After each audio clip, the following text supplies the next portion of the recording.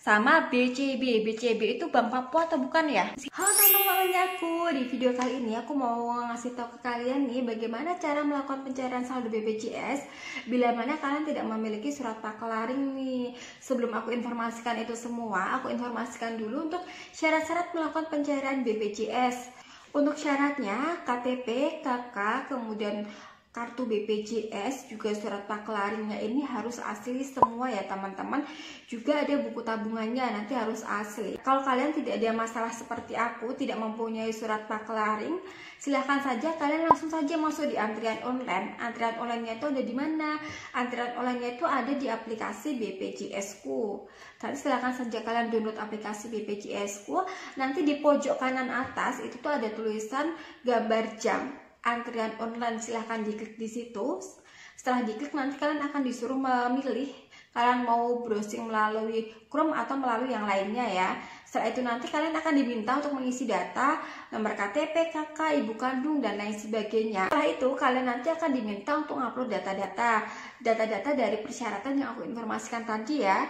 Nanti silahkan saja difoto teman-teman, difoto harus jelas ya, sejelas mungkin. Setelah difoto nanti silahkan diupload. Setelah kalian upload, nanti kalian akan mendapatkan jadwal video call sama mbak-mbak CS-nya.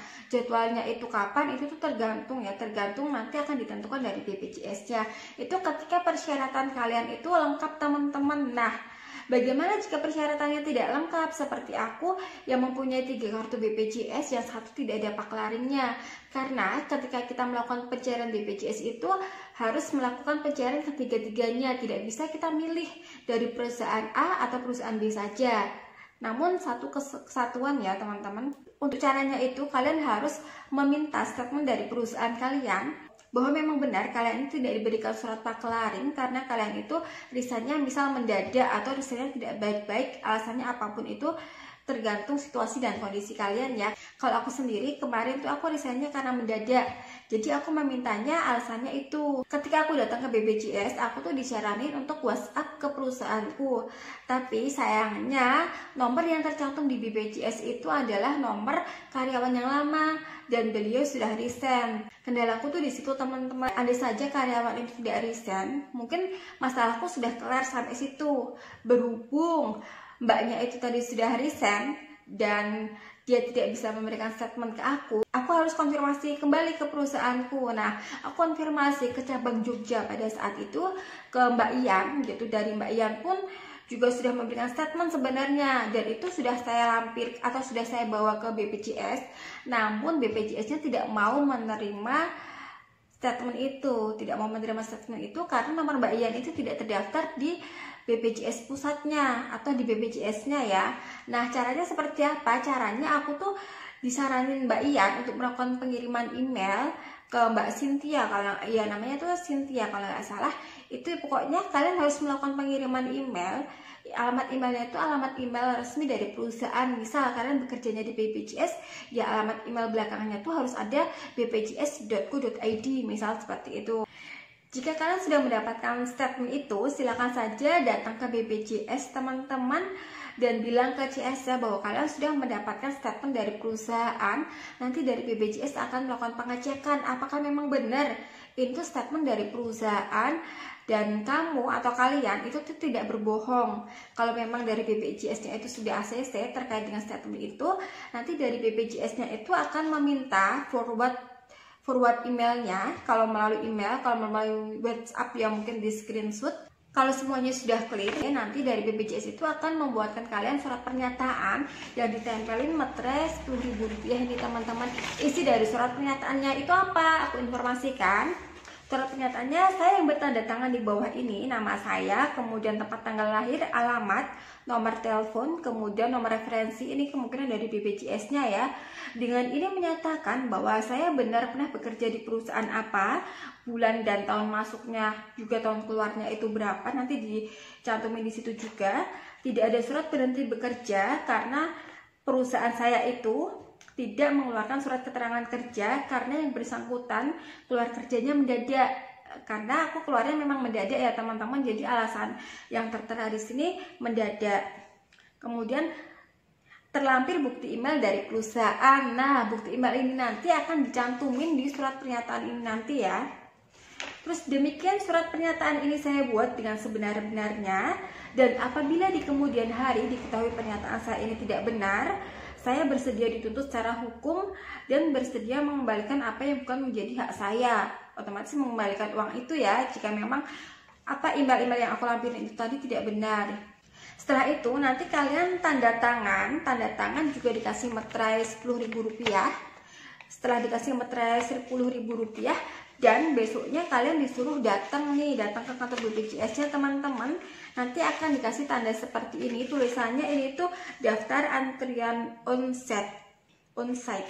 Itu disuruh datang pagi-pagi. Nanti kalian langsung ketemu satpam dan bilang, "Pak, saya mau melakukan ini, tinggal ditunjukin ini saja." Nanti dari satpamnya sudah tahu.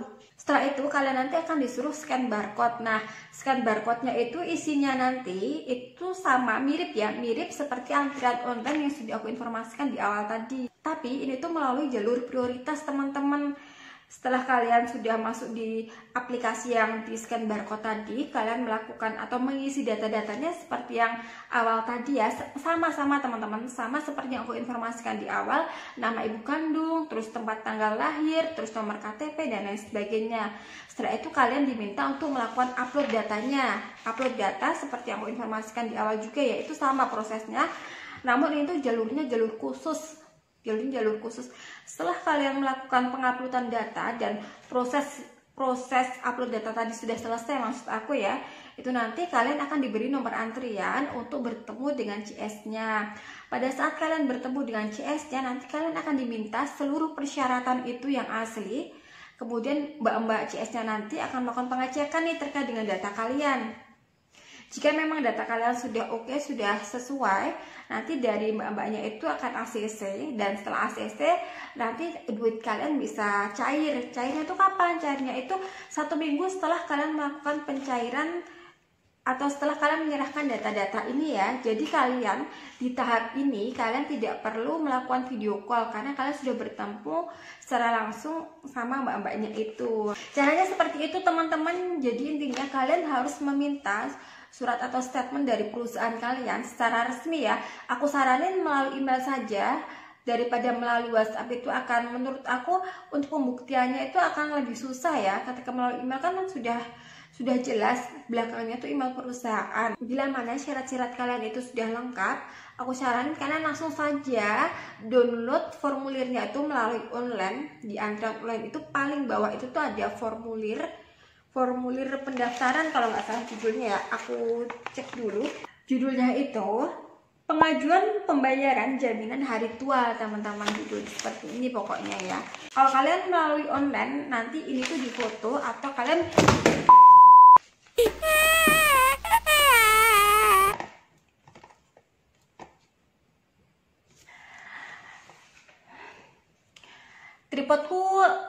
tripodnya bermasalah teman-teman. Ini aku sambil pegang nggak apa-apa ya.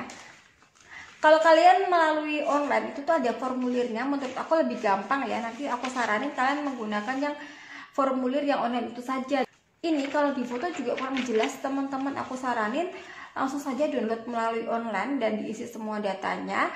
Untuk penguploadannya juga akan jauh lebih mudah teman-teman.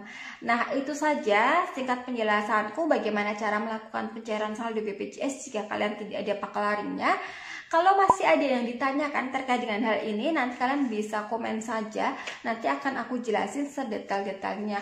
Oh ya teman-teman, aku tuh ada tambahan informasi ke kalian ya.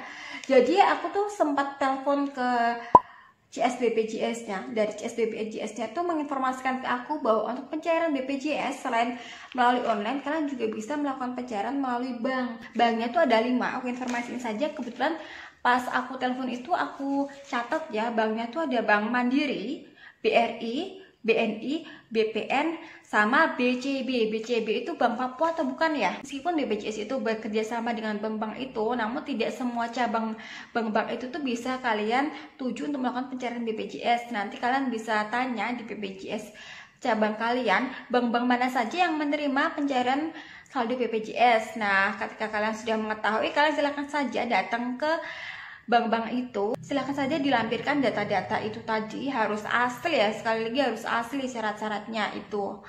Seperti itu saja untuk videonya, karena ini tripodnya rusak ya, aku sambil megangin tripod. Terima kasih sudah menonton videonya, jangan lupa like, komen, dan subscribe. Semoga video ini bermanfaat. Terima kasih, bye-bye.